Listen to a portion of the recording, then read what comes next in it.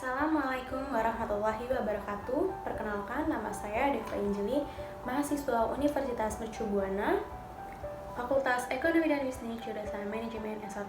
Di sini saya akan menjelaskan tentang Al-Quran, tentang makna Al-Quran, fungsi-fungsinya, dan lain-lainnya sebagai pelengkap dari nilai saya pada mata kuliah Agama Islam.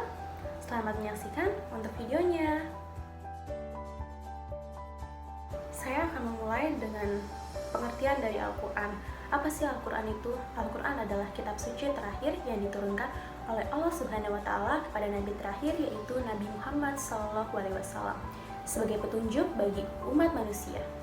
Al-Quran secara bahasa berarti mengumpulkan atau membaca. Adapun definisi Al-Quran secara istilah adalah kalam Allah yang diturunkan kepada Nabi Muhammad melalui malaikat Jibril, dituliskan dalam mushaf dan disampaikan dari Nabi kepada kita secara mutawatir atau dengan riwayat dari orang yang jumlahnya banyak serta membacanya dinilai dari ibadah.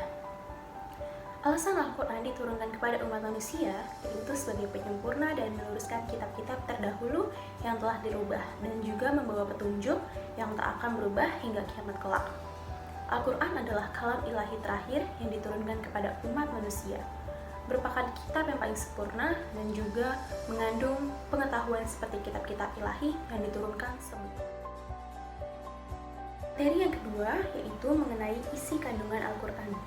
Karena Al-Quran diutus untuk manusia dan kebahagiaannya, maka Al-Quran berisi informasi dan ketentuan yang menyangkut dunia dan akhirat, dan yang akan memungkinkan manusia untuk bahagia di kedua alam, yaitu alam dunia dan alam akhirat.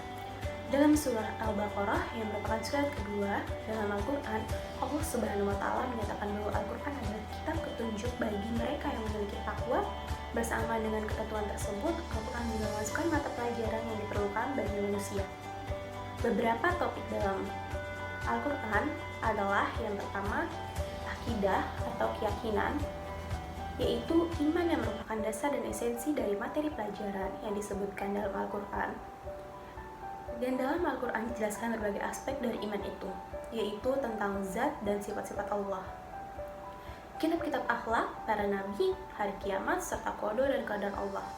Beberapa ayat Al-Quran tentang masalah akidah ini adalah tentang beriman kepada Allah dan Al-Quran, sebagaimana dalam ayat Al-Asr ayat 7 berikut, apa yang diberikan Rasul kepadamu, maka terimalah, dan apa yang dilarangnya bagimu, maka tinggalkanlah, dan bertakwalah kepada Allah. Untuk isi kandungan Al-Quran yang kedua adalah ibadah. Dalam Al-Quran menjelaskan tentang ibadah yang harus dilakukan seseorang dan bagaimana ibadah ini harus dilakukan. Disebutkan bahwa orang-orang beriman yang menunaikan ibadahnya juga akan diperolehnya keselamatan di akhirat. Di antara ayat Al-Quran yang berbicara tentang kewajiban beribadah adalah yaitu Quran Surat Az-Zariyat ayat 56.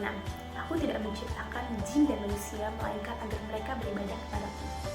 Al-Quran datang untuk mengajak manusia agar mereka beribadah kepada Allah Subhanahu wa Ta'ala. Tugas manusia ialah memenuhi panggilan ini dan memenuhi kewajiban pengabdiannya kepada Allah Subhanahu wa Ta'ala. Isi kandungan yang Al-Quran yang ketiga adalah tentang akhlak dan moralitas. Ada berbagai banyak prinsip tentang moralitas dalam Al-Quran. Beberapa ayat Al-Quran yang bicara tentang akhlak adalah pada Quran Surat Al-Ahzab ayat 70 yang berisi, wahai orang-orang yang beriman, bertakwalah kamu kepada Allah dan ucapkanlah perkataan yang benar. Dan isi kandungan Al-Quran yang keempat adalah tentang Al-Quran berbicara tentang makhluk dan penciptanya, yang dimana Al-Quran berisi informasi tentang makhluk dan penciptaan mereka dan berupa sifat mereka. Di antara ayat Al-Quran yang berbicara tentang masalah ini adalah seperti Quran Surat At-Taghabun ayat 3, ialah Dia menciptakan langit dan bumi dengan tujuan yang benar. Dia membentuk rupamu lalu memperbagus rupamu, dan kepadanya tempat kamu kembali. Isi kandungan Al-Quran yang kelima yaitu tentang ketentuan yang mengatur hubungan antar orang. Al-Quran tidak hanya mengatur tentang ibadah dan akidah saja, tetapi juga mengatur tentang hubungan semua manusia agar tercipta kehidupan yang damai dan sejahtera. Dan isi kandungan yang keenam tentang dakwah para nabi. Allah telah memberikan tugas-tugas tertentu kepada manusia yang Dia ciptakan dan telah menyatakan tugas-tugas ini dalam kitab-kitab yang telah dikirimkan. Dan yang terakhir adalah kisah-kisah umat terdahulu. Ada juga kisah-kisah dalam Al-Quran yang menggambarkan para nabi dan peristiwa-peristiwa yang terjadi pada mereka. Ada juga cerita tentang beberapa bangsa yang hidup di masa lalu dan dihukum oleh Tuhan dengan berbagai kesulitan dan bencana karena mereka melanggar ketetapan Allah. Materi selanjutnya yaitu tentang ciri-ciri Al-Quran. Yang pertama, Al-Quran turun secara bertahap. Al-Quran tidak diturunkan kepada Nabi kita sekaligus seperti dalam kitab suci lainnya, tetapi dalam ayat-ayat dan surat-surat menurut waktu dan peristiwa. Yang kedua, Al-Quran adalah samawi terakhir. Al-Quran adalah kitab suci terakhir dan tidak akan ada kitab suci lainnya. Keabsahan, kehakiman, dan kebenaran yang dibawanya akan bertahan sampai akhir zaman. Yang ketiga, Al-Quran akan tetap sama, tak berubah. Al-Quran telah datang kepada kita, tidak berubah dan tidak berubah, dan akan tetap demikian sampai hari pembalasan. Yang keempat, Al-Quran mukjizat terbesar. Al-Quran adalah mukjizat terbesar dan paling permanen yang menunjukkan bahwa Nabi Muhammad SAW adalah seorang nabi. Selanjutnya adalah tentang keajaiban Al-Quran. Al-Quran adalah mukjizat dan unik bagi dari segi kata maupun maknanya. Fakta bahwa dia adalah mukjizat dalam hal kata-kata dan adalah bahwa dia turun pada saat sastra Arab berada di puncak. Dia menantang orang-orang Arab untuk membawanya yang serupa kepadanya, membuat mereka tidak berdaya dalam hal ini. Dan dalam dua ayat tentang hal ini yaitu, katakanlah jika manusia dan jin berkumpul untuk membuat yang serupa dengan Al-Quran ini, mereka tidak akan dapat membuat yang serupa itu meskipun mereka saling mendukung. Dan yang terakhir tentang fungsi Al-Quran. Yang pertama yaitu Al-Quran sebagai Al-Huda atau petunjuk.